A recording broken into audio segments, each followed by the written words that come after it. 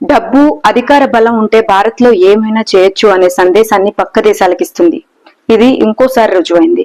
వైద్యులను దేవుళ్లతో సమానంగా గౌరవిస్తాం. ఆ వైద్యులకే రక్షణ లేకుండా పోతే? ప్రాణం పోసే డాక్టర్ మీదే బరితెగించి బలాత్కారం చేశాడు ఒకడు. కోల్కతాలో ఆర్.జీ.కర్ మెడికల్ కాలేజ్ లో ట్రైనీ డాక్టర్ ని దారుణంగా అత్యాచారం చేసి చంపేశారు. ఈ అమానవీయ ఘటన కోల్కతానే కాకుండా దేశం మొత్తాన్ని ఒక్కసారిగా దిగ్భ్రాంతికి గురి చేసింది.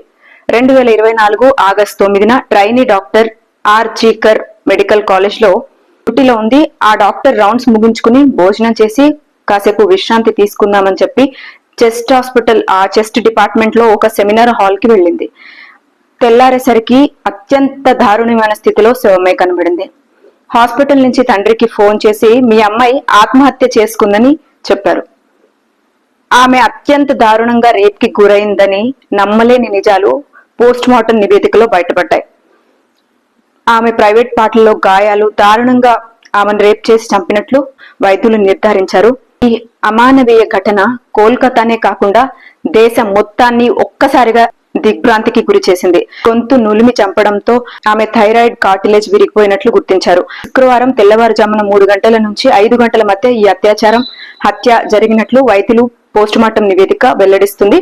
అయితే ఈ పోస్ట్ మార్టం రిపోర్ట్ ప్రకారం మృతురాలి ఛాతీ, పెదవులు, వేళ్లు, ఎడమ కాలికి చాలా భాగాల్లో విపరీతమైన గాయాలు, తలని నేల కదిమి కొట్టినట్టు, పాశవిక దాడి చేసినట్టు గుర్తించారు. ఆ దుర్మార్గుడి దాడిని అడ్డుకునే ప్రయత్నంలో మృతురాలి ముఖానికి గోటితో చేసిన గాయాలు ఉన్నట్లు వైద్యులు గుర్తించారు. సాహిత్యం సమయంలో ఆ నిందితుడు సంజయ్ రాయ్కి చెందిన హెడ్సెట్ కింద పడిపోయింది. చూడకుండా అతను అక్కడి నుంచి వెళ్లిపోయాడు. మృతదేహం బయటపడ్డాక అందరిలాగా అతను కూడా అమాయకంగా నటిస్తూ అయ్యో పాపం సానుభూతి ఒలకపోసాడు. అయితే హత్యా స్థలాన్ని నిశితంగా పరిశీలించిన పోలీసులకు హెడ్సెట్ దొరికింది. అది మృతురాలిది కాదని తేలడంతో నిందితుడిదే అయ్యుంటుందని నిర్ధారణకు వచ్చారు.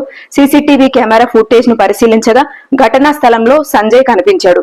హత్యా స్థలంలో దొరికిన హెడ్సెట్ కూడా అతడిదే అని తేలడంతో సంజయే ఈ దారుణానికి ఒడిగట్టాడని నిర్ణయానికి వచ్చారు.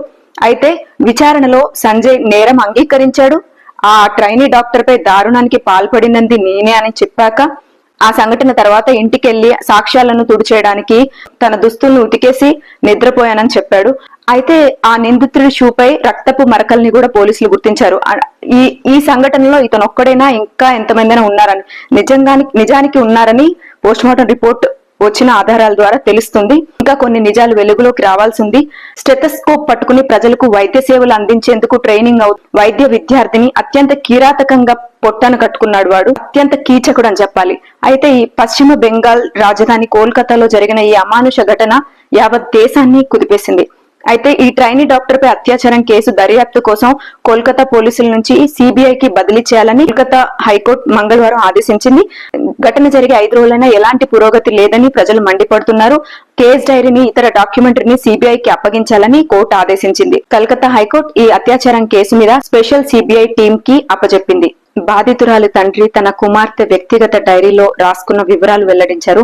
తన కోర్సులో గోల్డ్ మెడల్ ని సాధించడం, ఎండి పరీక్షలో అగ్రస్థానం రావడమే తన లక్ష్యమని ఆమె రాసుకున్నట్టు, అది కూడా ఆ సంఘటన జరిగిన రాత్రే షిఫ్ట్ కి బయలుదేరే ముందే ఈ భయంకరమైన ఘటన జరిగిన రోజునే ఈ విషయాలు రాశారని చెప్పారు. కానీ ఇప్పుడు ఆమె కలలు ప్రతిదీ చిన్నాభిన్నమయ్యాయని ఆయన ఆవేదన వ్యక్తం చేశారు. తన కుమార్తె రోజంతా పుస్తకాల్లోనే మునిగిపోయేదని, చాలా కష్టపడి పనిచేసేదని బాధితురాలు తండ్రి చెప్తున్నాడు. తన కుమార్తె వైద్య సాహసాలను మెచ్చుకుంటూ డాక్టర్ కావాలనే తన లక్ష్యాన్ని చేరుకోవడానికి ఆమె చాలా పోరాడిందని అన్నారు. ఆమెని పెంచేటప్పుడు తాము చాలా త్యాగాలు చేశాం. నేడు తన కుమార్తెకు దేశవ్యాప్తంగా ఉన్న మద్దతును చూసి తాను గర్వపడుతున్నాను, కానీ ఈ సంఘటనకి కుమిలిపోతున్నాను అని చెప్పి మీడియా ముందుకొచ్చి తండ్రి వాపోవడం జరిగింది. నిర్భయ 1, 2, 3 ఇలా 100 దాకా చేరుకోకుండా ఉండాలంటే, దేశంలో ఇలాంటి సంఘటనలు మళ్లీ జరగకుండా ఉండాలంటే దోషుల పట్ల కఠినమైన చర్యలు తీసుకోవాలి. నడి రోడ్డు మీద దోషులను కాల్చే చట్టాలను తీసుకురావాలని ఈ స్వాతంత్ర దినోత్సవం రోజున మహిళలందరం కోరుకున్నాం.